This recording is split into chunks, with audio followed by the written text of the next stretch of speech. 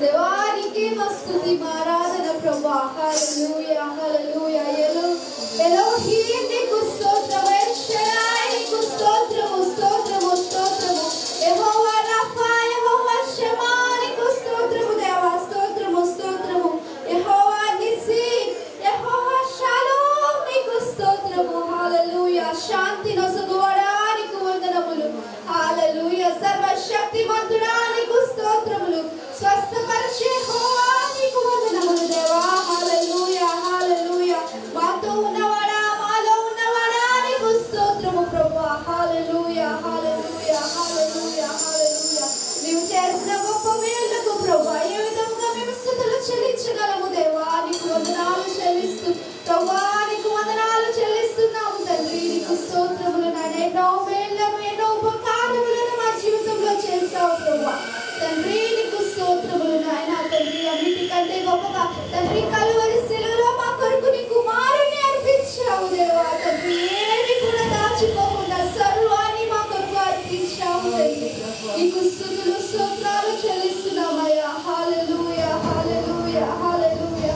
నీ శరీరాన్ని ప్రభా మా కొరకు నలుగుకున్నావు దేవా.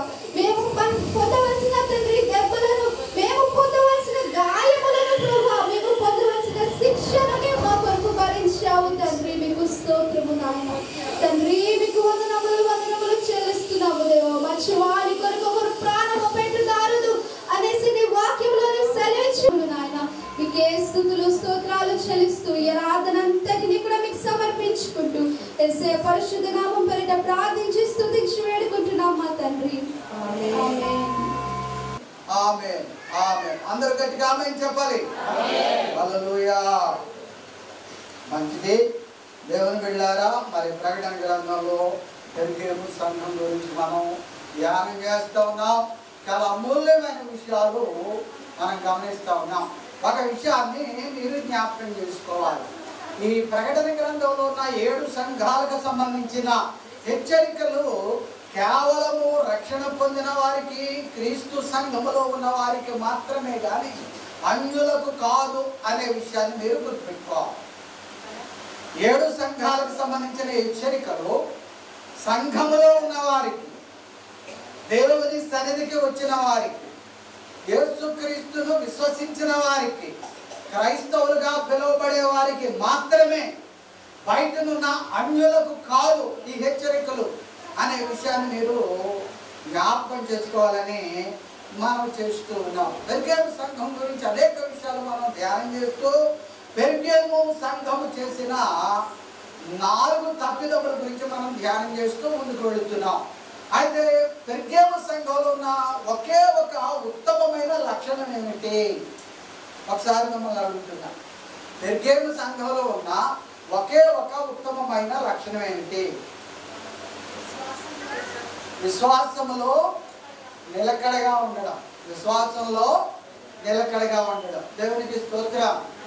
అందులో చెప్పండి ఈ మాట, విశ్వాసంలో నిలకడ. ఎట్లాంటి నిలకడది అంటే శ్రమలు కలిగినప్పటికీ కూడా విడిచిపెట్టని విశ్వాసం. శ్రమలు కలిగినప్పటికీ కూడా విడిచిపెట్టని విశ్వాసం. గమనించాలి. అది చాలా ఉత్తమమైన లక్షణం అని గత వారాల్లో మనం ధ్యానించాం. అయితే యేసుక్రీస్తు ప్రభువారు ఈ సంఘానికి 4 తప్పులు చూపిస్తున్నారు.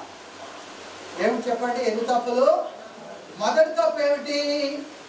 విగ్రహాలకు అర్పించిన వాటిని తినడం. చెప్పండి, మొదటి తప్పు ఏంటి చెప్పండి. ఈ దీంట్లో ఎవరికైనా డౌట్ ఉందా? మనం విగ్రహాలకు అర్పించిన వాటిని తినడం అనేది దేవుడు ఒప్పుకునేదేనా? ఒప్పుకునేదానా? చెప్పండి, ఒప్పుకునేదేనా? గడిగా చెప్పండి, ఒప్పుకోవడమే. 2 జారత్వం. 2వ తప్పు ఏమిటి చెప్పండి? నేను పరిశోధన చేసినప్పుడు చెప్పాను, ప్రపంచంలోని అన్ని దేశాల్లో కూడా లైంగికత్వానికి సంబంధించి విగ్రహాలను తయారు చేసుకున్నారు, బొమ్మలను తయారు చేసుకున్నారు, దేవుళ్లను దేవతలను తయారు చేసుకున్నారు. ఆ విధంగా మతముతో సమ్మిళితమై జారత్వము నడుస్తూ ఉంది. దేవుని బిడ్డలారా, ఈ జారత్వమును దేవుడు ఇచ్చి విడదీయడానికి ప్రయత్నం చేశాడు. కానీ మానవులు ఏం చేశారంటే తమ కోరికలకు అనుగుణంగా, తమ ఆశలకు అనుగుణంగా, తమ శరీర కోరికలను అనుగుణంగా ఈ మతాన్ని, ఆరాధనను మలుచుకోవడం జరిగింది. ఇది ఎవరు బిడ్డలారా? శరీర తత్వం, శరీర కోరిక, జాలత్వము ప్రతి మతంలో కూడా ఎలాగో కొనసాగుతుందో గమనించాలని మనం చూస్తున్నాం. ఆనాడు ఈ పెర్గేము సంఘములో కూడా అటువంటి పరిస్థితిని మనం చూస్తూ ఉంటాం. చూడండి, భయంకరమైన మరి వ్యభిచారము, భయంకరమైన జాలత్వము ఈ యొక్క మతంతో మిళితమై సంఘాలు ఆనాటి నుంచి మొదటి శతాబ్దం నుంచి కూడా వస్తూ ఉందో చాలా జాగ్రత్తగా గమనించాలని మనం చూస్తూ ఉన్నాం. అనుమతి లేని, దేవుడు అనుమతించని లైంగికత్వాన్ని బహు భయంకరమైన పాపముగా దేవుడు దాన్ని ఖండిస్తూ ఖండిస్తూ ఖండిస్తూ ఖండిస్తూ వచ్చాడు దేవుడు. హెబ్రీయులకు రాసిన పత్రిక 12వ అధ్యాయము 4వ వచనములో వివాహం గురించి మాట్లాడుతూ, వివాహము అన్ని విషయములలో, దేవునికి స్తోత్రం, హల్లెలూయా, వివాహము అన్ని విషయములలో ఘనమైనది. పాల్పు ఎలా ఉండాలట? నిష్కళంకంగా ఉండాలంటే భార్యాభర్తల కలయిక నిష్కళంకమైనదిగా ఉండాలి. ఒక కన్యక తన పవిత్రతను కాపాడుకోవాలి, ఒక భార్య తన పవిత్రతను కాపాడుకోవాలి, ఒక భర్త తన పవిత్రతను కాపాడుకోవాలి, ఒక పురుషుడు తన పవిత్రతను కాపాడుకోవాలి. దేవుని బిడ్డలారా, దేవునికి స్తోత్రం చెప్దాం. హల్లెలూయా. వివాహం అన్ని విషయములలో ఘనమైనది. అంటే భార్యాభర్తలు అనుమతితో జరిగిన వివాహము ఇరువురు కూడా ఘనంగా దాన్ని పాటించాలి. అన్ని విషయాల్లో కూడా. ఒక డబ్బు లేకపోయినా వివాహం ఘనమైనదే, ఆర్థిక పరిస్థితి సరిగా లేకపోయినా వివాహం ఘనమైనదే, భర్త సరైన వాడు కాకపోయినా వివాహం ఘనమైనదే, భార్య సరైనది కాకపోయినా వివాహం ఘనమైనదే. సరైనది అని అంటే ఒక వ్యభిచారం చేస్తేనే కాదు దేవుని బిడ్డలారా. అనేక భార్యలు భర్తలను తమ నాలుకతో హింసించేవారు ఉన్నారు. అనేక భర్తలు భార్యలను హింసించి అవమానపరిచేవారు ఉన్నారు. దేవుని బిడ్డలారా, గమనించాలని మనం చూస్తున్నాను. దేవునికి స్తోత్రం చెప్దాం. హల్లెలూయా. పేతురు రాసిన 2వ పత్రిక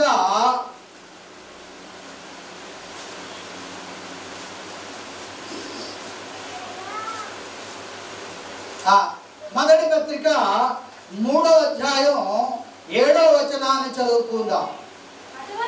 అటువలనే పురుషులారా, జీవమును కృపావరములు మీ భార్యలు మీతో పాలువారై ఉన్నారని ఎరిగి ఎక్కువ బలహీనమైన ఘటమని భార్యను సన్మానించి మీ ప్రార్థనలకు అభ్యంతరము కలుగకుండునట్లు జ్ఞానము చొప్పున వారితో కాపురము చేయుడి. దేవునికి స్తోత్రం చెప్దాం. పురుషులారా, ఒక భయంకరమైన సీక్రెట్ చెప్తున్నాను నేను, ఒక భయంకరమైన రహస్యం. మీరెంత ప్రార్థన చేసినా ఒకానొక పరిస్థితిని బట్టి దేవుడు మీ ప్రార్థన వినడు. మీ ప్రార్థన దేవునికి అభ్యంతర కారణంగా ఉంటుంది. భార్య పట్ల మీ ప్రవర్తన మీ ప్రార్థనకు అభ్యంతర కారణంగా ఉంటుంది.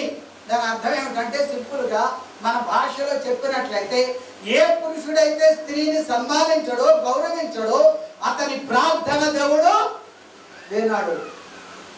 గమనించారా?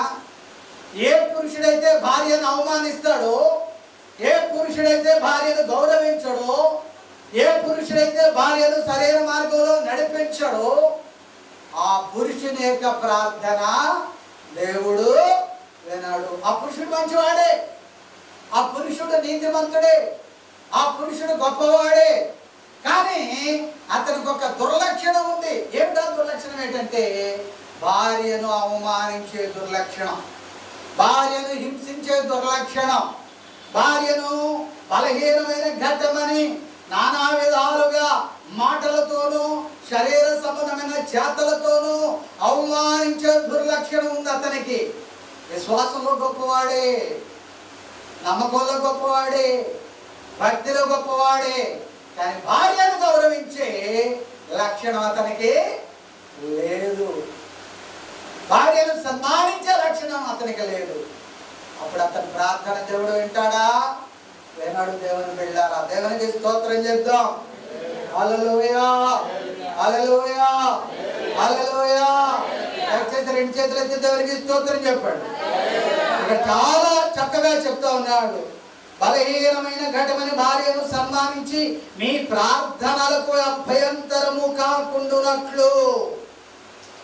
అంటే భార్య భర్త ప్రార్థనకు ఎప్పుడు అభ్యంతరంగా ఉంటుందని అంటే భర్త భార్య పట్ల సరైన ప్రవర్తన కలిగి లేకుండా ఉన్నప్పుడు దేవుని బిడ్డలారా గమనించాలని మనం చేస్తూ ఉన్నాము. సంఘాల్లో ఇటువంటి దుర్లక్షణాలు కనబడుతూ ఉంటాయి. సంఘాల్లో ఇటువంటి పరిస్థితులు కనబడుతూ ఉంటాయి. చాలా జాగ్రత్త సుమా. జాగ్రత్తమును దేవుడు గమనిస్తూ ఉంటాడు. జాగ్రత్తము ఎవరికి తెలియకుండా చేస్తున్నామని అనుకుంటున్నామేమో కానీ నీ మాటల ద్వారా, నీ చూపుల ద్వారా, నీ ఆలోచనల ద్వారా నీవు జాగ్రత్తం చేస్తున్నావేమో. దయచేసి దేవుడు దాన్ని ఇష్టపడడం లేదని ఆనాటి సంఘం నుంచి ఈనాటి సంఘం వరకు దేవుడు హెచ్చరిస్తా ఉన్నాడు. ఇటువంటి దుర్లక్షణము మతముతో కూడి వస్తుంది కనుక మనుషుల యొక్క నమ్మకాన్ని సంపాదించుకుంటుంది. దానికి అనుమతి లభిస్తుంది అన్నమాట. దేవునికి స్తోత్రం చెప్తాము. హల్లెలూయా. ఎంచేతైతే దేవునికి స్తోత్రం చెప్పాలి. కానీ క్రైస్తత్వము మాత్రము, క్రీస్తు సువార్త మాత్రము, క్రీస్తుని యొక్క మాట మాత్రము, క్రీస్తు యొక్క మార్గము మాత్రము జారత్వమును సంఘాల్లో కానీ, వ్యక్తుల్లో కానీ, కుటుంబాల్లో కానీ ఎట్టి పరిస్థితుల్లో కూడా అనుమతించబడడం లేదు అనే విషయాన్ని గమనించాలని మనం చేస్తున్నాం. దేవునికి స్తోత్రం చెప్దాం. హల్లెలూయా. మూడవది ఏమిటంటే బిలాము బోధ. మూడవది ఏమిటి చెప్పండి? చెప్పండి, అందరికీ అడిగి చెప్పండి. మూడవది ఏమిటి? బిలాము. బిలాము ఒక ప్రవక్త, దేవుని ఎరిగిన ప్రవక్త. అయితే బిలాము స్టోరీ పోయిన వారం చెప్పా. ఈ వారు కూడా క్లుప్తంగా చెప్తాను. బాలాకు అనే రాజు కానాను దేశాన్ని స్వాధీనపరుచుకుంటున్న ఇశ్రాయేలీయులను శపించడానికి బిలాము అనే ప్రవక్తను పిలిపించాడు. బిలాము దేవుని దగ్గరికి వెళ్ళాడు. బాలాకు పిలుస్తున్నాడు, వెళ్ళనా వద్దా అన్నాడు. దేవుడు అన్నాడు, వారు నా ప్రజలు, వారిని శపించడానికి నువ్వు ఎట్టి పరిస్థితుల్లో కూడా వెళ్ళడానికి వీల్లేదు అన్నాడు. మళ్ళీ రెండవసారి ఈ రాజు మళ్ళీ ప్రధాన మంత్రుల్ని ప్రవక్త దగ్గరికి పంపించాడు. అప్పుడు రెండవసారి మళ్ళీ ప్రవక్త దేవుని దగ్గరికి వెళ్ళి వాళ్ళు రెండవసారి వచ్చారు. వెళ్ళనా వద్దా? బేరసారాలు ఆడుతున్నాడు దేవునితో. బేరసారాలు ఆడుతున్నాడు దేవునితో. కారణం ఏమిటో తెలుసా? ప్రవక్తను రప్పించడానికి ప్రవక్తకు విలువైన వస్తువాహనాలు, బంగారము లాంటి చక్కని వస్తువులు అతనికి బహుమతిగా పంపించాడు. దేనికి లోబడిపోయాడు ఒక ప్రవక్త? ఆస్తిపాస్తులకు, బంగారానికి, లోక సంబంధమైన సంపదకు లోబడిపోయి దేవుని ప్రజలను శపించడానికి దేవునితో బేరమాడుతున్నాడు. అప్పుడు దేవుడు అన్నాడు, సరే నువ్వు వెళ్ళు, కానీ నేను చెప్పింది నువ్వు అక్కడ చెప్పు అన్నాడు. అనేక సార్లు దేవునికి బలి అర్పించి బలి ద్వారా దేవునిని లోబరుచుకొని దేవుని ప్రజలను నాశనం చేయాలి, శపించాలి అని ఈ ప్రవక్త ప్రయత్నం చేశాడు. దేవుని ప్రజలను శపించడానికి బలులు అర్పించి దేవునిని లోబరుచుకోవాలనుకున్నాడు. దేవునికి కానుకలు అర్పించి లోబరుచుకోవాలనుకున్నాడు. దేవునికి ఘనమైన విలువైన బహుమానాలు అర్పించి లోబరుచుకోవాలనుకున్నాడు. ఎవరిని శపించడానికి? దేవునిని, దేవుని యొక్క ప్రజలను శపించడానికి. దేవుని బిడ్డలారా, ఒక ప్రవక్త దేవుని ప్రజలను పాడు చేయడానికి దుర్నీతిని అనుసరించాడు. ఏం అనుసరించాడు చెప్పండి? దేవునికి స్తోత్రం చెప్పాడు. జాగ్రత్తగా వింటున్నవారు దేవునికి స్తోత్రం చెప్పాడు. హల్లెలూయా. నీ మనసు ఎక్కడుంది? నువ్వు దేవునికి ఏం ప్రార్థన చేస్తున్నావు? దేవునిని ఏం అడుగుతున్నావు? దేవునిని ఎలా లోబర్చుకోవాలనుకుంటున్నావు? దేవుని దగ్గర నుంచి ఎలాగూ నువ్వు బహుమానాన్ని సంపాదించుకోవాలి, నీకు అనుకూలమైన విధముగా దేవునిని మార్చుకోవాలి అని అనుకుంటున్నావు. దేవుని బిడ్డ గమనించాలని మనం చేస్తున్నాం. దేవునికి అనుకూలమైనవిగా నువ్వు మారాలి తప్ప దేవునిని నీకు అనుకూలమైన విధముగా మార్చడానికి దేవుడు ఇష్టపడేవాడు వాడు. దేవునికి స్తోత్రం. చేతులైతే దేవునికి స్తోత్రం చెప్పాలి. హల్లెలూయా. ఈ బిలాము యొక్క దుర్నీతిని గురించి చాలా చక్కగా పేతురు వ్రాస్తున్నాడు తన 2వ పత్రికలో 2వ అధ్యాయం చూద్దాం. పేతురు 2వ పత్రిక 2వ అధ్యాయం 15వ వచనం నుంచి చదువుదాం. 2వ పత్రిక 2వ అధ్యాయం 15వ వచనం తీయాలి చురుగ్గా. బైబిల్ ఎంతమంది దగ్గర ఉన్నాయి? తిన్నని మార్గమును విడిచి బయలు కుమారుడైన బిలాము పోయిన మార్గమును బట్టి త్రోవ. దేవునికి స్తోత్రం. బిలాము ఏం తప్పిపోయాడట? భయంకరమైన విషయం ఏంటో తెలుసా? బిలాము ఒక విగ్రహారాధికుడైన రాజుని అనుసరించడం వల్ల ఆనాటి ఇశ్రాయేలీలు కూడా ఒక ప్రవక్త అనే దారిలో నడిస్తే మనం నడిస్తే తప్పేమిటి అన్న ఉద్దేశంతో వారు కూడా విగ్రహాల వైపు ప్రయాణం చేశారు. వారు కూడా ఆ దేశపు ప్రజలను అనుసరించారు. వారు కూడా పాపములో మునిగిపోయారు. దేశమే ఇశ్రాయేలీలు దేశంలో అనేక మంది ఈ బిలాము వల్ల నాశనం అయిపోయారు. దేవుని బిడ్డలారా గమనించాలని మనం చేస్తున్నాం. వేదికలకి ప్రసంగాలు చేసేవారు ఉన్నారు, గొప్ప గొప్ప ప్రసంగాలు చేసేవాళ్ళు ఉన్నారు, టీవీలో ప్రసంగాలు చేసేవారు ఉన్నారు, ప్రవక్తలమని చెప్పుకునేవారు ఉన్నారు, ప్రాఫెట్స్ అని పేరు పెట్టుకునేవారు ఉన్నారు, అపోస్తులమని పేరు పెట్టుకునేవారు ఉన్నారు, బిషప్పులమని పేరు పెట్టుకునేవారు ఉన్నారు, రైట్ రెవరెండులమని పేరు పెట్టుకునేవారు ఉన్నారు. చాలా జాగ్రత్త సుమా. నీ సంఘమును ఏ మార్గంలో నడిపిస్తున్నావు? దైవజనుడుగా ఏ మార్గంలో నడుస్తున్నావు? దైవజనుడుగా నీ సంఘాన్ని ఎటువైపు నడిపిస్తున్నావు? బిలామును బట్టి ఇశ్రాయేలీలు పాపములో పడిపోయారు. బిలాము గురించి మాట్లాడుతూ 16వ వచనంలో అంటాడు, ఆ బిలాము దుర్నీతి వలన కలుగు ఫలమును ప్రేమించెను. దేని వల్ల కలిగే ఫలాన్ని ప్రేమించాడట? దేని వల్ల కలిగే ఫలము? దుర్నీతి వల్ల ఫలాన్ని ప్రేమించే క్రైస్తవుడివే, కానీ నువ్వు లాభము ఎలా సంపాదించుకుంటున్నావు? దుర్నీతి వల్ల. లాభం ఎలా సంపాదించుకుంటున్నావు? దుర్నీతి వల్ల. దుర్నీతి వల్ల కలిగే ఫలాన్ని ప్రేమించాడట బిలాము. ప్రవక్తే, దేవుని యందు విశ్వాసం ఉంచిన వాడే, దేవునితో మాట్లాడేవాడే. గమనించాలి, బిలాము దేవునితో మాట్లాడేవాడు. అతడు ప్రార్థన చేస్తే దేవుడు అతనితో మాట్లాడేవాడు. కానీ అతని మనస్సు దేని మీద ఉండిపోయింది? దేన్ని ప్రేమించింది? దుర్నీతి వల్ల కలిగే ఫలితాన్ని ప్రేమించిందట. దేవుని బిడ్డలారా దేవునికి స్తోత్రం చెప్దాం. హల్లెలూయా. గమనించాలని మనం చేస్తున్నాం. మరి క్రైస్తవుల్లో ఇటువంటి వాళ్ళు లేరా? క్రైస్తవుల్లో కూడా ఇటువంటి వాళ్ళు ఉన్నారు. లంచాలు తీసుకునే వాళ్ళు ఉన్నారు. దేని వల్ల ఫలితున్నది? దుర్నీతి వల్ల. బాగానే ఉంది, నువ్వు దేవుడికి వస్తున్నావు, దేవుడి దగ్గరికి వస్తున్నావు, ప్రార్థనకు వస్తున్నావు, విశ్వాసంతో ఉంటున్నావు, తారా వ్యాపారం చేయొచ్చా? చెప్పండి, చేయొచ్చా? తారా వ్యాపారం వల్ల వచ్చే లాభం ఎటువంటి లాభం? అది దుర్నీతి వల్ల వచ్చే లాభము. దుర్నీతి వల్ల వచ్చే లాభము దేవుని బిడ్డలారా. దుర్నీతి వల్ల కలిగే లాభాన్ని క్రైస్తవుడు ఆశపడడానికి వీల్లేదు. దేవుని బిడ్డలారా దేవునికి స్తోత్రం చెప్తాం. క్రైస్తవుడు ఉద్యోగస్తుడైతే లంచం తీసుకోవచ్చా? తీసుకోకూడదు. ఇంకో మాట కూడా చెప్తాను, దుర్నీతి వల్ల వచ్చే లాభము. కట్నం మంచిదా చెడ్డదా? కట్నం మంచిదా చెడ్డదా? క్రైస్తవుడు తీసుకోవచ్చా? తీసుకుంటున్నారా లేదా? పాస్టర్ గారు కూడా తీసుకుంటున్నారు వాళ్ళ అబ్బాయిలు. పాస్టర్ గారు కూడా వాళ్ళ అబ్బాయిలకి తీసుకుంటున్నారు. మరి దుర్నీతి వల్ల కలిగే లాభము, వాళ్ళు ఏ స్థితిలో ఉన్నారు? బిలాము నడిచిన మార్గంలో ఉన్నారు. వాళ్ళు ఏ మార్గంలో ఉన్నారు? దేవుని బిడ్డలారా బిలాము నడిచిన మార్గంలో ఉన్నారు. దేవునికి స్తోత్రం చెప్దాం. హల్లెలూయా. రెండు చేతులు ఎత్తి దేవునికి స్తోత్రం చెప్పండి. హల్లెలూయా, హల్లెలూయా. మంచిది దేవుని మీద. ఆయన సృష్టి చేసినప్పుడు 6 రోజులు సృష్టి చేశాడు, 7వ రోజున విశ్రాంతి తీసుకున్నాడు. ప్రతి రోజును ఆయన చేసిన సృష్టిని చూసినప్పుడు ఆయన కంటికి సృష్టి ఎలా కనబడింది? ప్రతిరోజు ఆయన దృష్టికి ఎలా కనబడింది? మంచిగా కనబడిందా, చెడ్డగా కనబడిందా?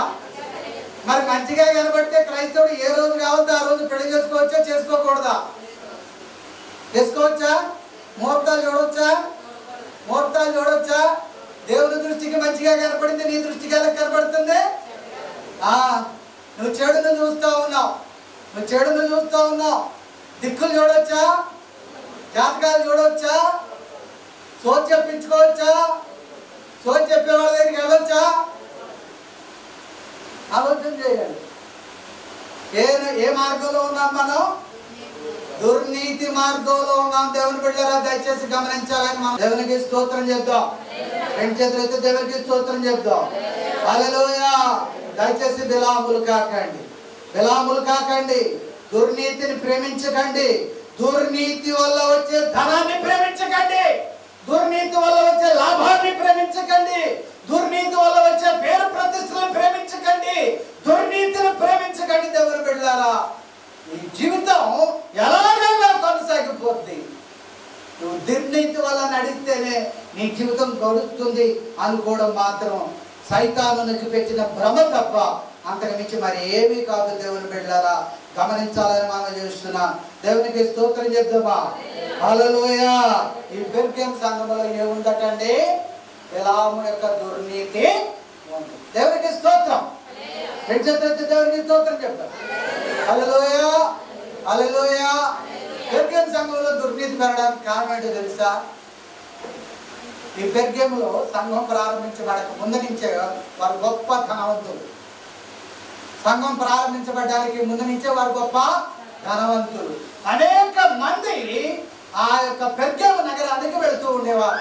ఎందుకు వెళుతూ ఉండేవారు? వైద్యం చేయించుకోవడానికి వెళుతూ ఉండేవారు. దేవాలయాల్లో పూజలు చేయించడానికి వెళుతూ ఉండేవారు. ఆ బెర్గెం నగరంలో రోమన్ చక్రవర్తికి ఒక దేవాలయం ఉంది కనుక ఆ దేవాలయంలో ఎప్పుడు కూడా పూజలు జరుగుతూ ఉండేవి కనుక రోమన్ చక్రవర్తి యొక్క విధేయులు రోమన్ చక్రవర్తి యొక్క ఆ విధేయతను సంపాదించుకోవడానికి, అయ్యగారు మేము బెర్గెం వెళ్ళామండి, రాజుగారు మేము బెర్గెం వెళ్ళామండి, మీ పేట అభిషేకం చేయించామండి, అక్కడ మీ విగ్రహానికి అభిషేకం చేసామండి అనేసరికి రాజుగారు మీరు చెప్పిన పని అంతా చేసేవారు అన్నమాట. దేవునికి స్తోత్రం చెప్దాం. హల్లెలూయా. అలాగూ బెర్గెం నగరం వచ్చి వారు అభిషేకాలు చేయడం చక్రవర్తికి, ఆ విధంగా ఆదాయం రావడం, ఈ ఆదాయంతో బెర్గెం నగరం చాలా ఉన్నతమైన నగరం అయిపోయిందండి. దేవునికి స్తోత్రం చెప్దామా? హల్లెలూయా. రెండు చేతులెత్తి దేవునికి స్తోత్రం చెప్తాం. హల్లెలూయా. డబ్బు డబ్బు దేవుని బిడ్డల ధనం సంపాదించాడు, ధనం సంపాదించాడు. దేవునికి స్తోత్రం చేద్దాం. సాధారణంగా పేదవారు ధనాన్ని మీద ఆశ పెట్టుకుంటారు. వాళ్ళు గొప్పవారు అవడం వాళ్ళ ఉద్దేశం ఏంటంటే డబ్బు సంపాదించారు. డబ్బును దేని మీద పెడతారు? డబ్బు సంపాదించుకోవడానికి ఆలోచన చేస్తారు. ఆ డబ్బును వాళ్ళు దేని మీద పెడతారు అంటే వస్తువుల మీద పెడతారు. ఏమిటి? మంచి చీర కొనుక్కొని అందరికీ కనపడాలి, మంచి వస్తువులు కొనుక్కొని అందరికీ డాబుగా కనపడాలి. ఎవరైనా గెస్ట్లు మా ఇంటి వచ్చేసరికి డబుల్ డెక్కర్ ఫ్రిడ్జ్ ఉండాలి, పెద్ద విశాలమైన టీవీ ఉండాలి, విలువైన వస్తువులు కనపడాలి. అయితే పేదవారు సంపాదించే డబ్బు అంతా దేని మీద పెట్టుబడి పెడతారు? వస్తువుల మీద పెట్టుబడి పెడతారు. దేని మీద పెడతారు చెప్పండి? వస్తువుల మీద పెట్టుబడి పెడతారు. దేవునికి స్తోత్రం చెప్పండి. నేను అడుగుతా, మీరు మాట లేకుండా చెప్పాడు ఏమనుకో, మీలో చాలా వస్తువులు ఉంటాయి మీ ఇంట్లో, చీటీల మీద చీటీలు వేసి మేము వస్తువులు కొనుక్కున్నాం అన్నవారు ఒక్కసారి ఆలోచన చేసుకోవాలి. సాధారణంగా టీవీ మనం ఒక్కసారి 40,000 కొనలేం, కానీ స్కీముల వాళ్ళు ఉంటారు కదా, స్కీముల వాళ్ళు తిరుగుతూ ఉంటారు. ఆ స్కీముల వాళ్ళు ఏమక్కర్లేదు, ఒక 1,000 రూపాయలు కట్టు, 1000 కట్టు, వారానికి 1000 కట్టు, అలా 50 వారాలు కట్టు. టీవీ 40, అది కట్టేది 50, అంటే 40,000 టీవీ ఎన్ని వేలకు వచ్చింది? ఆ విధంగా వస్తువులు మేము కొనుక్కోలేదండి ఎప్పుడు కూడా. 40,000 వస్తువు ఉంటే 40,000 పోగేసుకుని కొనుక్కున్నామండి.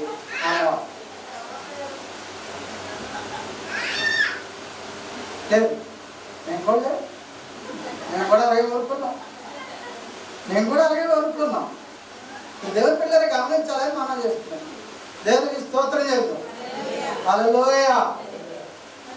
మనలాంటి పేదవాళ్ళు సంపాదించిన సంపాదన అంతా దేని మీద పెట్టుబడి పెడతారు? వస్తువుల మీద పెడతారు.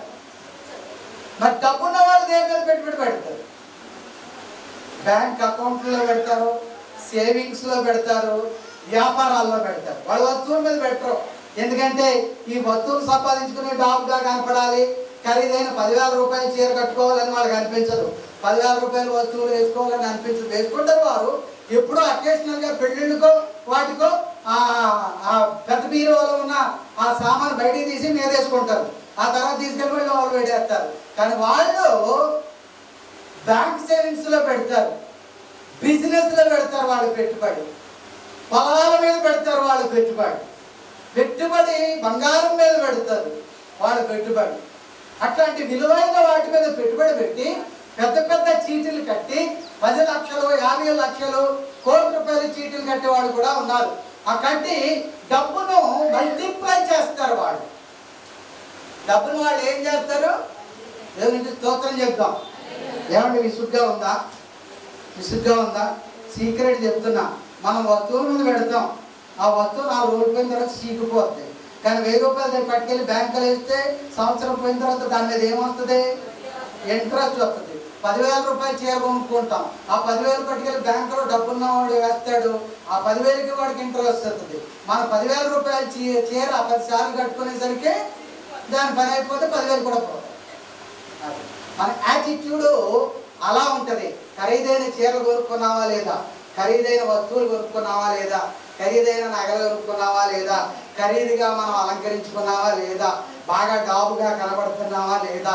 బయటికి వెళ్ళేసరికి అలా ఉన్నామా లేదా? This is the middle class thinking and poor class thinking. కానీ పెద్దవాళ్ళు ఏం చేస్తారంటే డబ్బున్న వాళ్ళు బ్యాంకుల్లోనూ పొలాల మీద, బంగారం మీద, అట్లాంటి వాటి మీద పెట్టుబడి పెడతారు. వాళ్ళు రిచ్ పీపుల్, మనం poor people. But there is another cadre, wealthy people. చాలా జాగ్రత్తగా గమనించాలి. Wealthy people, poor people, rich people, wealthy people. దేవునికి స్తోత్రం చెప్పండి. Poor people, rich people, wealthy people. Poor people డబ్బు దేని మీద పెట్టుబడి పెడతారు?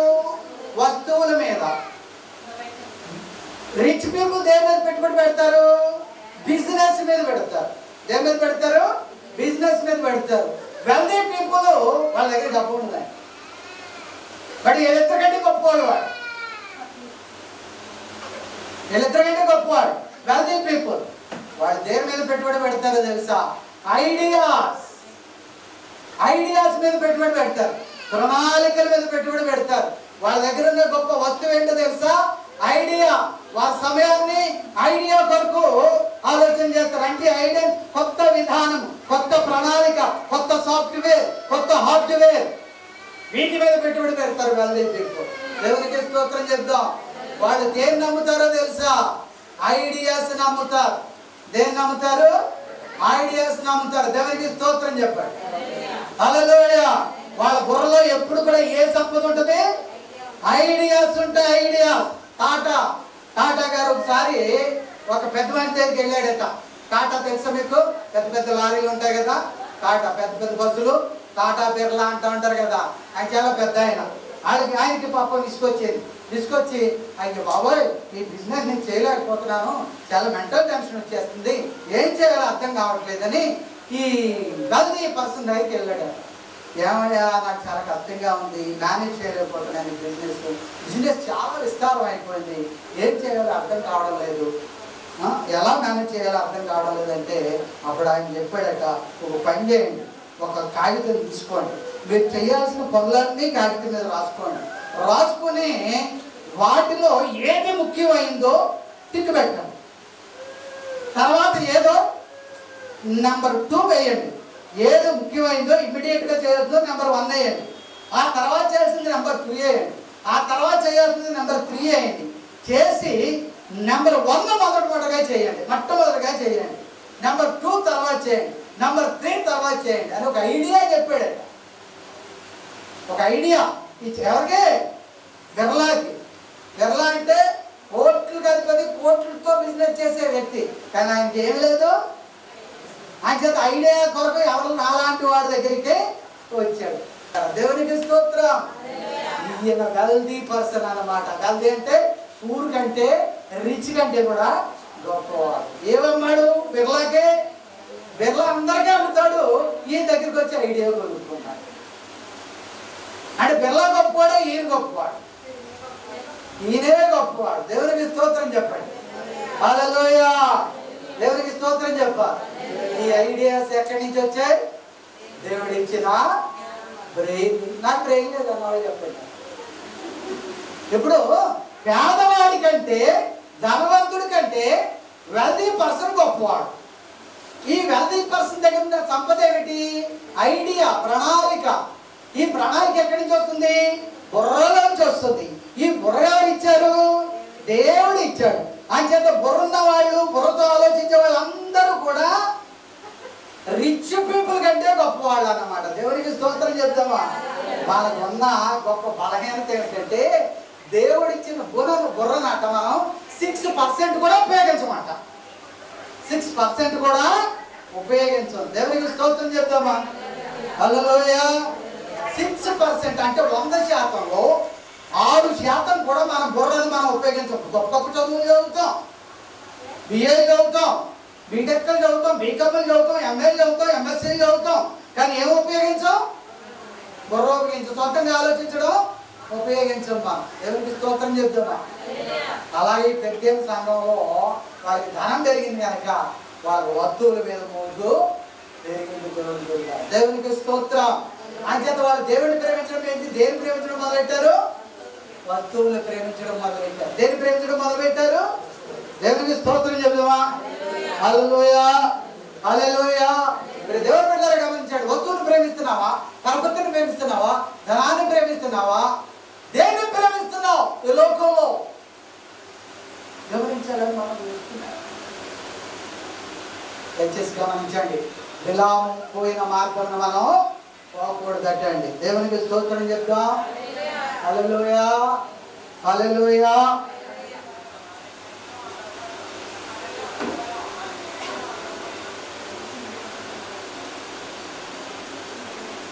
నాలుగోది నికోలాయితుల బోధ అనుసరించుట. నాలుగో దేవుడు చెప్పండి. దేవునికి స్తోత్రం చెప్పండి ఒకసారి. నికోలాయితుల బోధ.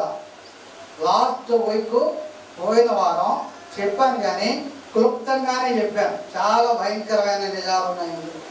చాలా భయంకరమైన నిజాలు.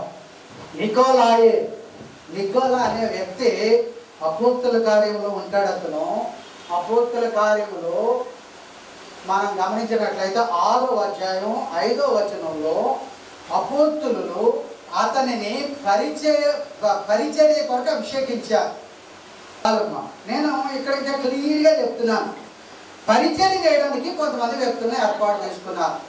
ఆ కొంతమంది వ్యక్తుల పేర్లు ఏమిటి అని మనం ఆలోచన చేసినట్లయితే స్టెఫన్ ఉన్నాడు, ఫిలిప్ ఉన్నాడు, ప్రోకోర్ ఉన్నాడు, నికానోర్ ఉన్నాడు, తీమోన్ ఉన్నాడు, పర్మేనాస్ ఉన్నాడు. యూదుల మత చాలా జాగ్రత్తగా వినాలి. యూదుల మత ప్రవిష్టుడకు అంతియొకయ నికోలా అని వారిని ఏర్పరచుకున్నారు. యూదుల మత ప్రవిష్టుడకు అంతియొకయ నికోలా. నికోలా ఏ ప్రాంతం వాడు? అంతియొక ప్రాంతం వాడు. నికోలా ఏ ప్రాంతం వాడు చెప్పండి? అంతియొక ప్రాంతం వాడు. అతడు ఎవరు అంటే యూదుల మత ప్రవిష్టుడు. ఈ నికోలా అనే వ్యక్తి ఎవరు చెప్పండి? యూదుల మత ప్రవిష్టుడు. చాలా జాగ్రత్తగా వినా అనుకుంటారు. ఇది చాలా భయంకరమైన లోతైన విషయాలు ఉన్నాయి. ఇక్కడ చాలా లోతైన విషయాలు ఉన్నాయి. మనం గమనించలేని విషయాలు ఉన్నాయి. మన జీవితంలో కూడా అనుసరించే విషయాలు ఉన్నాయి. మన జీవితంలో కూడా అనుసరించే విషయాలు ఉన్నాయి. చాలా భయంకరమైన మర్మాలు ఉన్నాయి ఇక్కడ. ఈ మర్మాలు చెప్పొచ్చేసరికి టైం అయిపోతుంది. అప్పుడు సాతాను గాడు మన మైండ్ ఏం చేస్తాడు? దీనికి ఒక చిన్న ఉదాహరణ చెప్తాను మీకు. యేసుక్రీస్తు ప్రభు వారు ఒక ఉపమానం చెప్పారు. ఏమిటట? ఒక రైతు ఒక పొలంలో గోధుమలు చల్లాడు. ఒక రైతు ఒక పొలంలో ఏం చల్లాడు? చక్కగా దున్నేశాడు. ఆ పొలాన్ని దున్నేశాడు, పదును చేశాడు. చక్కగా పదును తేరింది. పదును తేరిన పొలంలో గోధుమలు చల్లేసి వెళ్ళిపోయాడు ఆ రైతు. ఏం మొలవాలి అక్కడ? మొలిచాయి. గోధుమలు మొలిచాయి. ఎందుకంటే నేల చదునుగా ఉంది. నేల చదును చేయబడింది. నేల దున్నబడింది. చక్కగా పంట కొరకు తయారు చేయబడింది ఈ గోధుమల ద్వారా. అయితే ఈ రైతు ఇలా వెళ్ళగానే ఒక విరోధి వచ్చాడు అక్కడికి. విరోధి వచ్చి ఏం చల్లాడంటే అక్కడ? ఏం చల్లాడు చెప్పండి? ఇక నేను నీకు వాక్యం చెప్పేదేమో నీకు అంతా తెలుసు కదా. ఏం చల్లాడు అక్కడ?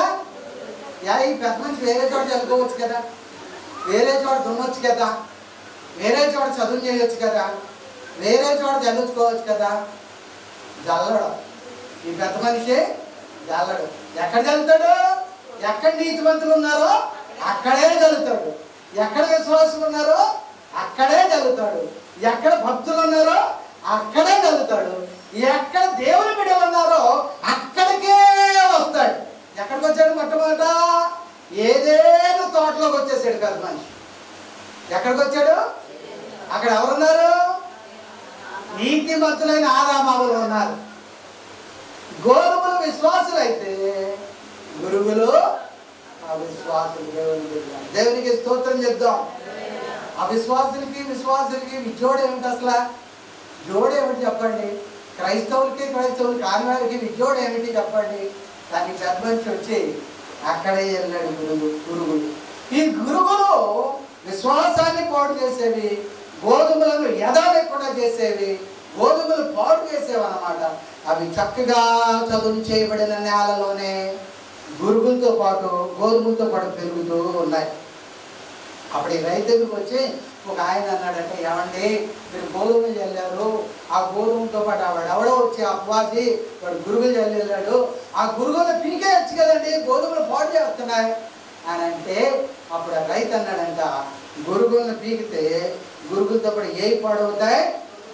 గోధుమలు పాడవుతాయి. అంచేత గోధుమలతో పాటు గురుగులను ఎదగనిచ్చిన తర్వాత లాస్ట్లో ఒక కళ్ళ ఉంది. ఆ కళ్ళలో వేరు చేస్తాను, ఇప్పుడు వేరు చెయ్యను అన్నాడు రైతు. దేవునికి స్తోత్రం. ఈ గురుగులే మత సంబంధమైన ఆచారాలు, ఈ గురుగులే మత సంబంధమైన లక్షణాలు, ఈ గురుగులే అన్య మత సంబంధమైన లక్షణాలు. దేవుని బిడ్డలారా గమనించాలని మనం చేస్తున్నాం.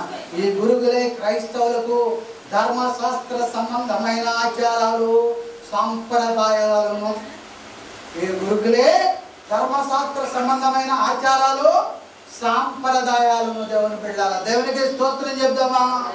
రెండు చేతులు ఎత్తి దేవునికి స్తోత్రం చెప్పండి. గోధుమలు ఎక్కడున్నాయో అపవాది గురుగులు కూడా ఎక్కడ చల్లాడు? అదే స్థలంలో చల్లాడు. ఈ క్రైస్తవ విధానాలతోటి ఈ ధర్మశాస్త్ర సంబంధమైన విధానాలు కూడా పెరగడం ప్రారంభమైంది. ఎప్పుడు? ఆది కాలంలోనే. ఈ మత ప్రవిష్టుడు నికోలాని తీసుకొచ్చి సర్వీస్ చేయరా బాబు, పరిచర్య చేయరా అంటే వాడికి సిద్ధాంతాన్ని ప్రవేశపెట్టడం మొదలుపెట్టాడు. వాడు యూదా మత ప్రవిష్టుడు కనుక యూదా మతంలో సున్నతి చేయించుకుంటే గానీ రక్షణ లేదు అనే సిద్ధాంతాన్ని మొట్టమొదటి ఆది క్రీస్తు సంఘంలో ప్రవేశపెట్టాడు వీడు. ఈ నికోలా ఎక్కడదో ధర్మశాస్త్ర సంబంధమైన సున్నతిని తీసుకుని వచ్చి క్రైస్తవ క్రీస్తు సంఘంలో సున్నతి చేయించుకుంటేనే కానీ రక్షణ లేదు అనే గుంపును తయారు చేశాడు నికోలా. ఈ గుంపు అంతా కూడా నికోలాను అనుసరించారు. ఎందుకంటే అతడు ఎవరు? యూదా మత ప్రవిష్టుడు. దేవునికి స్తోత్రం చెప్తాం. రెండు చేతులైతే దేవునికి స్తోత్రం చెప్తాం. హల్లెలూయా. ఇప్పుడు అబ్రహాం గారి ప్రసంగం చేయాలి. ఈ మధ్యలో ఒక పెద్ద ఆయన వచ్చాడు, పెద్ద గౌన్ వేసుకున్నాడు, పెద్ద గౌన్ వైట్ గౌన్ వేసుకున్నాడు. ఆయన రైట్ రెవరెండ్ బిషప్. నీకు బాగా తెలుసు, అవును నీకు బాగా తెలుసు, ఎగ్జాంపుల్గా చెప్తాను. రైట్ రెవరెండ్ బిషప్ గారు నీకు బాగా తెలుసు. పెద్ద సంఘం ఉంది ఆయన, చాలా పెద్ద సంఘం. ఆయన వచ్చాడు మన దగ్గర. ఇప్పుడు ప్రసంగం ఎవరికి ఇవ్వాలి? ఎవరికి ఇవ్వాలి? ఎవరు చెప్తే జాగ్రత్తగా వెళ్తారండి. ఈ పాత పాత చింతకాయ పచ్చడే కదా ఇది. అబ్రహం గారు ఎవరు? పాత చింతకాయ పచ్చడి. ఈ రైట్ రెవరెండ్ బిషప్ గారు ఎవరు? కొత్త చింతకాయ పచ్చడి. అంచేత ఎవరు చెప్తే బాగా వింటారు? చాలా మంది ఆది సంఘంలో అపోస్తులను మానేసి నికోలాను అనుసరించడం మొదలుపెట్టారు. ఎందుకు? యూదా మత ప్రవిష్టుడు. ఎవరు చెప్పండి? యూదా మత ప్రవిష్టుడు. అపోస్తుల బోధనలో నుంచి యూదా మత సంబంధమైన ఆచారాలు ప్రవేశపెట్టడానికి ప్రయత్నం చేశాడు నికోలా. ఈ సర్వీస్ ఏంటో తెలుసా? వీళ్ళు పెట్టిన సర్వీస్ ఏంటో తెలుసా? ఎందుకు వీళ్ళని ఏర్పాటు చేశారో తెలుసా? ఇక్కడ స్టెఫను, ఫిలిప్పు, ప్రొకోరు, నికానోరు, తీమోను, పర్మానసు వీళ్ళను ఎందుకు ఏర్పాటు చేశారో తెలుసా? దేవునికి స్తోత్రం చెప్దాం. హల్లెలూయా. 2వ వచనం చదవండి 6వ అధ్యాయంలో. అప్పుడు 12 అపోస్తలులు తమ యొద్దకు శిష్యులను పిలిచి, మేము దేవుని వాక్యము బోధించుట మాని ధనము పంచి పెట్టుట యుక్తము కాదు. దేవునికి స్తోత్రం చేద్దాం. హల్లెలూయా. జాగ్రత్తగా వినాలి. ఇంకొక 10 నిమిషాల్లో ముగిస్తాం. నేను చెప్పాను కదా, సాతాను గారు ఈ పాయింట్ దాటి ముందుకెళ్ళనివ్వట్లేదు. ఎందుకంటే ఈ పాయింట్లో చాలా ఆధునిక సంఘంలో ఉన్న, ఆనాటి ప్రథమ సంఘం దగ్గర నుంచి ఆధునిక సంఘంలో ఉన్న అనేక మర్మాలు దాగి ఉన్నాయి. అవి ధర్మశాస్త్ర సంబంధమైనవి. ఈ ధర్మశాస్త్ర సంబంధమైన పద్ధతులు ఇప్పటికీ కూడా సంఘాల్లో పాటిస్తూ ఉన్నారు. అవి మనకు అర్థం కావట్లేదు. మనం ఏమనుకుంటున్నామంటే పండగ చేస్తున్నారు కదా అని అనుకుంటున్నాం, లేకపోతే ఏదో సాంప్రదాయాలు పాటిస్తున్నారు కదా అని అనుకుంటున్నాం. కానీ ఆ సాంప్రదాయాలు, ఆ ఆచారాలు ఎక్కడి నుంచి వచ్చాయి అనేది మనకు అర్థం కావట్లే. అవన్నీ పాటించేవాడు గొప్ప మాస్టర్ గారు, గొప్ప సంఘం అని అనుకుంటున్నాం మనం. ఆ రహస్యాలన్నీ ఇప్పుడు మనం బయటకు రావాలి. ఆ బయటకు వస్తే కానీ క్రీస్తు సంఘం యొక్క విలువ మనకి అర్థం కాదు. వీళ్ళు పెట్టింది ఎందుకంటే 12 అపోస్తలులు కూడా ఏమంటున్నారంటే, మేము వాక్యం చెప్పడం మానేసి అమ్మా ఆహారం పంచిపెట్టడం. ఎవరికి ఆహారం? ఎవరికి ఆహారం? ఎవరికి ఆహారం చెప్పండి? ధర్మశాస్త్ర సంబంధ కాలం నుంచి కూడా ఒక ఆచారం ఉండింది. ఏమిటి? భర్త చనిపోయిన స్త్రీలు, విధవరాండ్రు, వృద్ధులు ఎక్కడికి వచ్చేసేవారు? మందిరానికి వచ్చేవారు. ఎక్కడ అటాచ్ అయి ఉండేవారు? మందిరంలో అటాచ్ అయి ఉండేవారు. వాళ్ళ పోషణ అవన్నీ ఎవరు చూసుకునేవారు? మందిరం చూసుకుంటూ ఉండేది. మందిరం చూసుకుంటూ ఉండేది. జాగ్రత్తగా వింటున్నారా? వింటున్నారా? అర్థమవుతుందా? వృద్ధులు, విధవరాండ్రు దేనికి అటాచ్ అయి ఉండేవారు? మందిరానికి. ఇప్పుడు కూడా దేనికి అటాచ్ అయి ఉండాలి? ఇంకా వాళ్ళ గురించి చెప్పాల్సింది చాలా సత్యాలు ఉన్నాయి. ఆనాటి కాలం వాళ్ళు మందిరానికి ఉన్నారా, లేకపోతే ఇంటింటికి తిరిగి కబుర్లు చెప్పారా అనేది అపోస్తలుడైన పౌలు చెప్తాడు.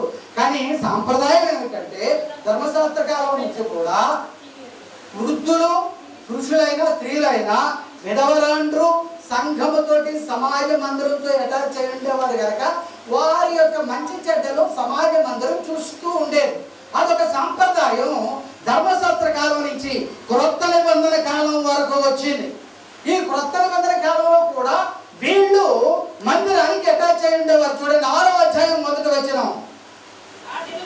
ఆ దినములలో శిష్యుల సంఖ్య విస్తరించుచున్నప్పుడు అనుదిన పరిచర్యలు తమలోని విధవరాండ్రను చిన్న చూపు చూచిరని హెబ్రీయుల మీద హెల్లేనిస్తులు సనగసాగిరి. దేవునికి స్తోత్రం చెప్దాం. హల్లెలూయా. హెల్లేనీయులు హెబ్రీయుల మీద సనగసాగారు. ఏమిటంటే దేవుని సంఘానికి వస్తున్న విధవరాండ్రను వృద్ధులను చిన్న చూపు చూస్తున్నారు. వారికి సరిగ్గా పట్టించుకోవట్లేదు, వారికి సరైన భోజనం పెట్టట్లేదు, వారి యొక్క మంచి చెడ్డలు పట్టించుకోవట్లేదు. మీరు ఎంతసేపు వాక్యం చెప్తున్నారు తప్ప ధర్మ కార్యాలు చేయట్లేదు మీరు అని చెప్పేసి అపోస్తుల మీద చదువుకోవడం మొదలు పెట్టారు. అప్పుడు అపోస్తులు ఏం చేశారంటే ఒక మీటింగ్ వేశారు. ఒక మీటింగ్ వేసి ఆ మీటింగ్ లో ఒక నిర్ణయం తీసుకున్నారు. ఇప్పుడు ఏమంటున్నారంటే వాళ్ళు, మేము వాక్యం చెప్పడం మానేసి ధర్మ కార్యాలు చేయడానికి మాకు సమయం లేదు. అంటే ఇటువంటి ధర్మ కార్యాలు చూడడానికి మేము కొంతమంది పెద్దల్ని ఏర్పాటు చేస్తాం అని చెప్పేసి ఈ యొక్క స్టెఫను, ఫిలిప్పు, ప్రొకోనోరు, నికానోరు, తీమోను, పర్మానాసు, యూదుల మత ప్రవిష్టుడకు నికోలాను ఏర్పాటు చేశారు. గమనించారు. వీళ్ళ పని ఏంటి? విధవరాంటికి, వృద్ధులకి భోజనం పెట్టడం, కలెక్షన్స్ చేయడం, అవి క్యాలిక్యులేట్ చేయడం, ఆ మందిరానికి వచ్చిన నిధులు క్రమంగా ధర్మ కార్యాల కొరకు, మందిర కార్యాల కొరకు ఖర్చు పెట్టడం అన్నమాట. వీళ్ళు ఓన్లీ ట్రెజరర్స్, సర్వీసర్స్ అంతే, అంతకు మించి ఏమీ లేదు. ఇంతమందిలో ఒక వ్యక్తి ఉన్నాడు, నికోలా. ఇతడు ఎవరు? మత ప్రవేశుడు. పాస్టర్ గారిని తీసుకొచ్చి, అయ్యా కూర వడ్డించండి, అన్నం వడ్డించండి, లేకపోతే ఆ విస్తరాకులు తీయండి అంటే ఎలా ఉంటుందండి? పాస్టర్ గారిని తీసుకొచ్చి ఏమనుకుంటాడు ఆయన? నన్ను గురుపేట మీద పీకించి వాక్యం బోధించమనడం మానేసి నన్ను విస్తరాకులు ఏమంటారు మీరు? చెప్పండి కదా. మనమేమనుకుంటున్నాం, నేను సంఘపెద్దనే, సంఘపెద్దగా చూడాలండి, సంఘపెద్ద మాటకి ఇక్కడ విలువ ఉందండి అంటాం. సంఘపెద్దని సంఘపెద్దగా అనుకుంటే, సంఘంలో ఉత్తమమైన స్థితిలో ఉన్న స్త్రీలు అలా అనుకుంటే, సంఘంలో ధనవంతులు అలా అనుకుంటే, సంఘంలో ఉన్నవారు అలా అనుకుంటే ఎలా ఉంటుంది? ఏమో మత ప్రవిష్టుడు తీసుకొచ్చి ఏం పెట్టారు? ఏమి ఇచ్చారు పని? ఈయనకి భోజనం వడ్డించడం ఇచ్చారు. భోజనం వడ్డించడానికి కడుపులో మండిపోతుంది అనమాట, కడుపులో మండిపోతుంది. నేనేమో మత ప్రవిష్టుడిని, నన్ను తీసుకొచ్చి విధవరాలకు భోజనాలు పెట్టమన్నారు, నాకు ఇచ్చిన ఈ పనే కుదరదు, దీనికి ఏదో పితలాకం పెట్టాలి అని చెప్పేసి ఒక నమ్మకాన్ని తీసుకుని వచ్చాడు. ఏమిటి? సున్నతి చేయబడందే ఎవరికి రక్షణ లేదు. చూడండి అపోస్తుల కార్యములు 15వ అధ్యాయం. అపోస్తుల కార్యములు 15వ అధ్యాయం చూసారా? మొదటి వచనం చదివారా తల్లి? కొందరు యూదయ నుండి వచ్చి, మీరు మోషే నియమించిన ఆచారం ప్రకారం సున్నతి పొందితేనే గాని రక్షణ పొందలేరని సహోదరులకు బోధించిరి. దేవునికి స్తోత్రం చేద్దాం. ఏం చేశారు వీళ్ళు? బాట్ చేశారు. ఏ బాట్ చేశారు? సున్నతి పొందితేనే గాని రక్షణ లేదు. ఎందుకంటే మోషే ధర్మశాస్త్రంలో చెప్పాడు. ఆ మోషే ధర్మశాస్త్రంలో ఉన్న సున్నతి ఇక్కడికి తీసుకొచ్చి వీళ్ళు పొందితే తప్ప అన్యులకు రక్షణ లేదు అని చెప్పేసి అనే విధానాన్ని ప్రవేశపెట్టారు. ఈ గుంపు ఎవరి దగ్గర నుంచి వచ్చారో తెలుసా? నికోలాతు దగ్గర నుంచి వచ్చారు. ఎక్కడి నుంచి వచ్చారు ఈ గుంపు? నికోలాతు దగ్గర నుంచి వచ్చారు. నికోలా తనకు ఒక గుంపు తయారు చేసుకున్నాడు.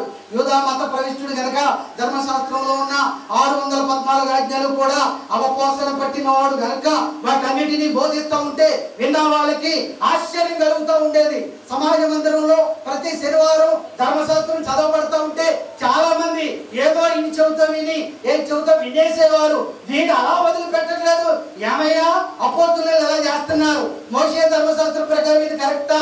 అపోస్తులు అలా చేస్తున్నారు, మోషే ధర్మశాస్త్రం ప్రకారం ఇది కరెక్ట్ అంటే అప్పుడుకప్పుడు వచ్చిన విశ్వాసులు, అప్పుడప్పుడు వచ్చిన అన్యులు, వాళ్ళకి పూర్తిగా దేవుని యొక్క సంకల్పం, రక్షణ సంకల్పం తెలియదు కనుక వాళ్ళు సున్నతి చేయబడకపోతే రక్షణ లేదని ఒక గుంపు తయారైంది. దేవుని బిడ్డలారా గమనించాలని మనం చేస్తున్నాం. దేవునికి స్తోత్రం చెప్తామా? హల్లెలూయా. అంతేకాదు ఇంకొక లక్షణం కూడా వాళ్ళకి వచ్చిందండి. ఇంకొక కొన్ని లక్షణాలు వాళ్ళకి చెప్తాను చూడండి. వాళ్ళకి వచ్చిన కొన్ని లక్షణాలు చెప్తాను చూడండి. 15వ అధ్యాయం 19-20 వచనాలు చదువుదాం. 19-20 వచనాలు. కాబట్టి అన్యజనులలో నుండి దేవుని వైపు తిరుగుతున్న వారిని మనం కష్టపెట్టగా విగ్రహ సంబంధము చేత కలుగు అపవిత్రతను నెంబర్ 1.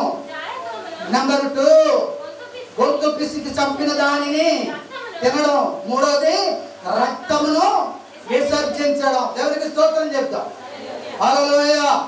ఎట్లయితే దేవునికి స్తోత్రం చెప్తాం. హల్లెలూయా. మొట్టమొదటి ఏమిటండి? విగ్రహ సంబంధము చేత కలుగు అపవిత్రత. అంటే ఈ రెండో మొదటి మాట ప్రకారం విగ్రహాలకు అర్పించిన వాటిని తినడం, వాటిలో పాలు పంపులు పొందడం, అదొకటి. రెండోది ఏమిటి అని అంటే జారత్వం. జారత్వం గురించి చెప్పారు. ఆది నుంచి కూడా, చరిత్ర కాలం నుంచి కూడా జారత్వం అనే వ్యభిచారము మత సంబంధమైన ఆచారాలతో ప్రతి దేశంలోనూ సమ్మిళితం చేయబడింది. ప్రతి మతము సెక్షన్ తీసుకొచ్చి కలిపి, వ్యభిచారమును తీసుకొచ్చి కలిపి అపవిత్రపరిచింది దైవారాధనను. అందుచేతనే అనేక చోట్ల ఈ జారత్వ సంబంధమైన చిహ్నాలు దేవాలయముల్లోనూ, దైవ గ్రంథాల్లోనూ, అనేక మత గ్రంథాల్లోనూ, మత సంబంధమైన విధానాల్లోనూ కనబడుతూ ఉంటాయి. గమనించాలని చెప్పారు. మూడోది ఏమిటట? గొంతు పిసికి చంపిన దానిని తినుట. గొంతు పిసికి చంపిన దానిని తినుట. దేవునికి స్తోత్రం చెప్పారు. దేవునికి స్తోత్రం చెప్పండి. ముగించేమన్న వాళ్ళు గట్టిగా చెప్పండి. ఈ మాట ముగించేస్తాను. గొంతు పిసికి చంపిన దానిని తినుట. ఎప్పుడైనా చూసారా మీరు? గొంతు పిసికి చంపడం అంటే మాటను అర్థం చేసుకోండి. ఎప్పుడైనా చూసారు మీరు? చాలా మంది అన్య మతం నుంచి వచ్చారు కదా. ఇంతకుముందు నైవేద్యాలు చేశారు, విగ్రహాలకు అర్పించిన దాన్ని చూసి వచ్చారు. మీరు తినొచ్చారు, చూసొచ్చారు, ఎంతో మంది మీద అటు నుంచి ఇటేకి వచ్చారు. మీరు గొంతు పిసికి దేన్నన్నా చంపడం చూసారా మీరు? చూసారా? దేని చంపుతారా తల్లి? దేవునికి స్తోత్రం చేద్దాం. ఎక్కడి నుంచి ఉంది ఈ ఆచారం? మొదటి శతాబ్దంలోనే ఉంది. కోడిని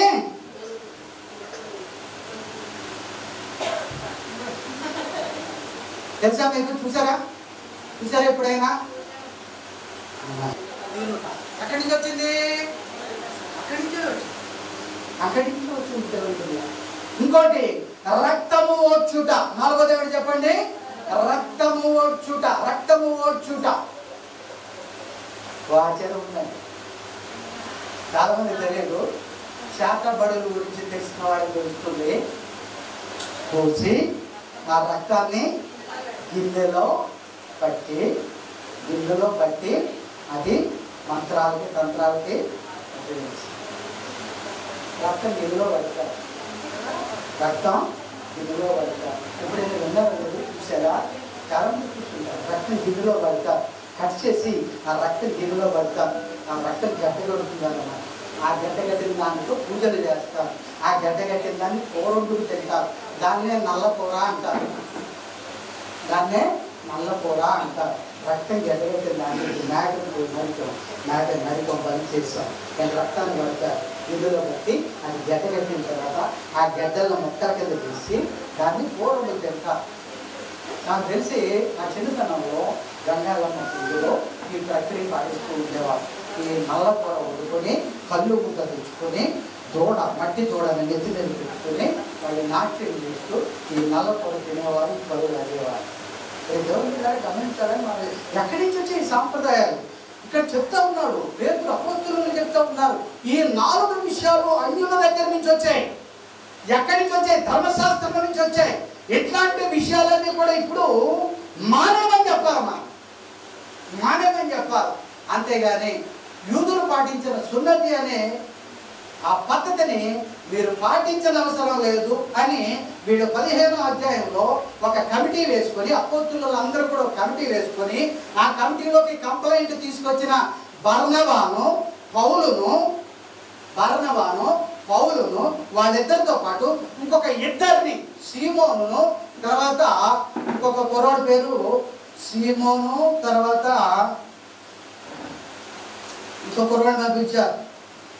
సీమోను శీల ఈ 4 పంపించి అప్పుడు అన్యులకు బోధించారు అన్నమాట. ఏమిటంటే మేము చెప్తున్నాం మీరు ఎట్టి పరిస్థితుల్లో కూడా ఈ యొక్క ధర్మశాస్త్ర సంబంధమైన ఆచారాలు పాటించకూడదు. మీరు గొంతు తీసుకు సంబంధాన్ని తినకూడదు, రక్తం ఊడ్చిందాన్ని తినకూడదు, విగ్రహ సంబంధమైన అపవిత్రత మీలో ఉండకూడదు. ఆ విధంగానే ఈ జారత్వం జాగ్రత్తం అనేది ఆనాటి నుంచి కూడా ఉంది. దాన్ని కూడా మీరు పాటించకూడదు. ఈ 4 పాటించండి చాలు. ఈ 4 ఖండించండి సంఘంలో. కానీ మీరు సున్నతి అనే ఆ పద్ధతి పాటించవలసిన అవసరం లేదని ఒక తీర్మానం చేసి యెరూషలేము నుంచి ఈ తీర్మానము అంతియొకైకు ఈ 4 ద్వారా అనగా పౌలు ద్వారా, బర్నబా ద్వారా, శీల ద్వారా, తిమోతి ద్వారా ఈ 4 విషయాలు కూడా పత్రిక రాసి ఆ యొక్క అంతియొక సంఘానికి ఈ హై కమాండ్ పంపించిందన్నమాట. దేవునికి స్తోత్రం చెప్దాం. ఇంత రభస చాలడానికి కారణం ఎవరు అనంటే ఈ నికోలా, అతని బోధ. ఇవాళ కూడా సంఘాల్లో ఈ నికోలా బోధలు అనుసరించే వాళ్ళు ఉన్నారు. వాళ్ళు చేసే మొట్టమొదటి ఏమిటంటే ఇశ్రాయేలీయులు ధర్మశాస్త్రం ప్రకారం పాటించిన పండుగలను పాటించడం, ధర్మశాస్త్ర సంబంధమైన పండుగలను పాటించడం. ఎన్ని పండుగలు ఉన్నాయి ఇశ్రాయేలీ? 7 పండుగలు ఉన్నాయి. ప్రధానమైన ఎన్ని పండుగలు ఉన్నాయి? 7 పండుగలు. మొదటి పండుగ ఏమిటి? పస్కా పండుగ. రెండో పండుగ ఏమిటి? పులియని రొట్టెల పండుగ. మూడో పండుగ ఏమిటి? ప్రథమ ఫలముల పండుగ. 4వ పండుగ ఏమిటి? పెంతెకొస్తు పండుగ. 5వ పండుగ ఏమిటి? శృంగధ్వని పండుగ. 6వ పండుగ ఏమిటి? పరిహారార్థ పండుగ. 7వ పండుగ ఏమిటి? పర్ణశాలల పండుగ. 7వ పండుగ ఏమిటి చెప్పండి? పర్ణశాలల పండుగ. బాగా గుర్తుపెట్టుకోవాలి. మొదటి పండుగ పెంతెకొస్తు పండుగ. చెప్పండి, పెంతెకొస్తు. రెండోది పులియని రొట్టెల పండుగ. ఇప్పుడు రొట్టెల పండుగ మనం పాటిస్తున్నాం దాన్ని. 3వది ఏమిటి? ప్రథమ ఫలముల పండుగ. ప్రథమ ఫలముల పండుగ పాటిస్తున్నాం దాన్ని. ఎందుకంటే పంటలు వచ్చిన కాలంలో ప్రథమ ఫలములు గుడికి తీసుకురావాలి, పాటిస్తున్నాం. పెంతెకొస్తు పండుగ అది పాటిస్తున్నాం. శృంగధ్వని పండుగ, ప్రాయశ్చిత్తార్థ పండుగ, పర్ణశాలల పండుగ. ఈ పండుగలు ఇప్పటికి కూడా సంఘాల్లో పాటించబడుతున్నాయి. ఎవరి బాధది చెప్పండి? ఎవరి బాధ అని రాయబడింది బైబిల్లో? ఆయన నికోలా బాధ. నికోలా బాధ అపోస్తలులు హైకమాండ్ ఏం చెప్పింది? తప్పని చెప్పిందా, రైట్ అని చెప్పిందా? మరి తప్పైనప్పుడు ఇప్పుడు ఇంకా ఎందుకు పాటిస్తున్నారు మన సంఘాల్లో దాన్ని? ఆ సంఘాలు కరెక్ట్ అని మీరు ఎందుకు ఒప్పుకుంటున్నారు చెప్పండి? ఆ సంఘాలు కరెక్ట్, వారు పాటించేవి కరెక్ట్ అని మీరు ఎందుకు ఒప్పుకుంటున్నారంటే ఈ జ్ఞానం మీకు లేదు కనుక, ఈ జ్ఞాన సంబంధమైన ఆలోచన మీకు లేదు కనుక. మీకంటే మీకు కాదులే, చాలా మంది నమ్మేవారు లేదు కనుక. మన అదృష్టం బాగుండి మనకి దేవుడు, పరిశుద్ధాత్మ దేవుడు ఇప్పుడు చెప్తున్నాడు. ఇది చెప్పని వాళ్ళు ఎంతో మంది. ప్రకటన గ్రంథం గురించి బోధించేవాళ్ళు ఎంతమంది ఉంటారండి? ప్రసంగాలు చేసేవాళ్ళు గొప్పవాళ్ళు ఉంటారు, చాలా గొప్పవాళ్ళు ఉంటారు. గంటల కొద్ది కాలక్షేపం కోసం ప్రసంగాలు చేస్తారు. కానీ వారి బైబిల్లో ఉన్న మర్మాల గురించి బోధించే వాళ్ళు ఎంతమంది ఉంటారు? ప్రకటన గ్రంథం బోధించే వాళ్ళు అతి తక్కువ మంది. ప్రకటన గ్రంథంలో 7 సంఘాల బోధ ఎవరికని చెప్పాను? అన్యులుగా, క్రైస్తవులుగా? క్రైస్తవులకే. అన్యులకు 7 సంఘాల బోధ కూడా అన్యులకు కాదు, క్రైస్తవులకే చెప్తూ మనం గద్యం సంఘం గురించి నేర్చుకున్నాం కనుక ఇవన్నీ కూడా మనకు అర్థమవుతున్నాయి. 7 పండుగలు కూడా పాటించకూడదని క్రీస్తు శకం 49లో యెరూషలేములో అపోస్తలులు పెద్దలందరూ కూడుకొని నిర్ణయించి ఒక తీర్మానం చేసి ఒక ఉత్తరం రాశారనమాట. ఆ ఉత్తరం బైబిల్లో ఇచ్చాడు దేవుడు, పరిశుద్ధాత్మ దేవుడు బైబిల్లో ఇచ్చాడు. ఎవరు చదవరు, ఎవరికి అర్థం పెట్టుకోరు. పండగలు పాటించడం సంబరం చేయండి అంటే సంబరం చేస్తే చాలా సంతోషం. దేవునికి స్తోత్రం, హల్లెలూయా. సంబరాలు పండుగలు అందరికీ ఇష్టం. దాన్ని మోకరించి 1 గంట ప్రార్థన చేద్దామంటే చేస్తూ ఉంటుంది. పొద్దున్న నుంచి సాయంత్రం దాకా ఉపవాసం ఉండి ప్రార్థన చేద్దామంటే చేస్తూ ఉంటుంది. ఎంతమంది ఉపవాసం ఉంటారు? ఉపవాస కుడిలో పెట్టమనుకోండి, ఎంతమంది ఉపవాసం ఉంటారు? ఎంతమంది ఉపవాసం ఉండడానికి ఇష్టపడతారు? నేను అడుగుతా, ఆదివారం మీరు అందరూ గుడికొస్తారు, మధ్యలో వచ్చి చాలా జాన్ దగ్గర లేకపోతే లతగారి దగ్గర ఉంటాయి, తీసుకుని పొద్దున్న సాయంత్రం దాకా ప్రార్థన చేసుకుంటానని గుడిలో అన్నవాళ్ళు ఎంతమంది ఉంటారు? ఆ రోజు ఖాళీ ఉంటే ఈ రోజు ఖాళీ దొరికింది కనుక మంచిగా బిర్యానీ చేసుకొని, మంచిగా పండుగ చేసుకొని, మంచిగా గడిపేసి మధ్యాహ్నం మాటలు టీవీ పెట్టుకొని ఒక మూవీ చూసేసి ఎంజాయ్ చేద్దాం అనుకునే వాళ్ళు ఉంటారు. కానీ ఖాళీ దొరికింది కనుక, సెలవు వచ్చింది కనుక గుడి తాళాలు తీసుకొని మనందరం ప్రార్థన చేసుకుందాం అనేది ఏమైనా మనసు ఉంటుందా మనకి? అదే గుళ్ళో పండగ కానీ పెట్టాను అనుకో, పెద్దకొచ్చి పండుగ చేస్తున్నాం మన గుళ్ళో అన్నాను అనుకో, ఇంకా చూడండి మరి ప్రథమ ఫలముల పండుగ చేస్తున్నాను అనుకో, ఇంకా చూడండి మరి వస్తాయండి కానుకల గుడికి గోల్డ్ వస్తాయి. చాలా సంఘాలు కూడా కానుకల కలెక్షన్ చేస్తున్నారు. దేవునికి స్తోత్రం చెప్తాం, హల్లెలూయా. ఎవరు బాధ అంటే ఈ పండుగలు క్రైస్తవులు ఇశ్రాయేలు ఒకటి క్రీస్తు రక్షణ మాత్రమే ఒకటి చేసి క్రీస్తు రక్తంలో కడగబడిన మనం ఏకాత్మను పొందుతున్నాం, ఏక బోధన పొందుకుంటున్నాం, ఏక ఆరాధన చేస్తున్నాం, ఏక బలలో పాల్పొందులు పొందుతున్నాం కనుక వారు భౌతిక సంబంధమైన ఇశ్రాయేలీయులు అయితే మనం ఆత్మ సంబంధమైన ఇశ్రాయేలీయులు. వారు ఇశ్రాయేలీయులే, మనము కూడా ఇశ్రాయేలీయులమే. వారు అబ్రహాం సంతానమే, మనము కూడా అబ్రహాం సంతానం. చివరిగా ఈ మాట తెలుగులో గురించి చేసుకుందాం. ఎఫెసీయులకు రాసిన పత్రిక 2వ అధ్యాయం 13-16 వచనాలు చదువుకుని మనం ఈ వాక్యాన్ని ముగించుకుందాం. దేవుని బిడ్డలారా, ఎఫెసీయులకు రాసిన పత్రిక 2వ అధ్యాయం